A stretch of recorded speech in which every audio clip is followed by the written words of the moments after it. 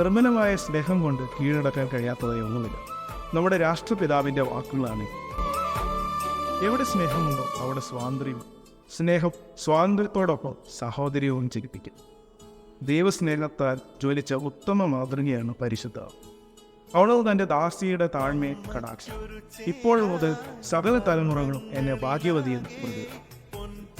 ആത്മാവിനും ശരീരത്തിലും സ്വാതന്ത്ര്യം അനുഭവിച്ച ഒരു വ്യക്തിയുടെ സങ്കീർത്തനമാണ് മറിയത്തിൻ്റെ സ്തോത്രങ്ങൾ. ഈ സ്വാതന്ത്ര്യം ഉള്ളിൽ അനുഭവിക്കാൻ സാധിച്ചതുകൊണ്ടാണ് കാനായിൽ ഈശോ വെള്ളം മീനാക്കുന്നതിന് മുമ്പ് അവൻ പറയുന്നത് പോലെ ചെയ്യുമെന്ന് അമ്മയ്ക്ക് പറയുവാൻ സാധിച്ചു. ഇന്ന് നാം കൊണ്ടാടുന്ന തിരുനാളുകൾ സ്വാതന്ത്ര്യത്തിൻ്റെ മോചനത്തിൻ്റെ സന്ദേശം നമുക്കായി നൽകും. സ്വാതന്ത്ര്യദിനം സ്വന്തം താല്പര്യങ്ങളെ ബലികഴിച്ച് നീതിക്ക് വേണ്ടി പോരാടാൻ പ്രേരിപ്പിക്കുമ്പോൾ സ്വർഗാരോപണ തിരുനാൾ മാതാവിനെ പോലെ എല്ലാവരെയും ഒരുപോലെ സ്നേഹിക്കാനും ജീവിതം ഒരു പ്രാർത്ഥനയാക്കി മാറ്റുവാനും നമ്മെ ഉത്തേജിപ്പിക്കും. ഒരിക്കൽ കൂടി സ്വാതന്ത്ര്യ ദിനത്തിൻ്റെ സ്വർഗാരോപണ തിരുനാളിൻ്റെ മംഗളങ്ങൾ ഏറെ സ്നേഹപൂർവ്വം നേരും. ദൈവം ഏവരെയും സമൃദ്ധമായി അനുഗ്രഹിക്കും.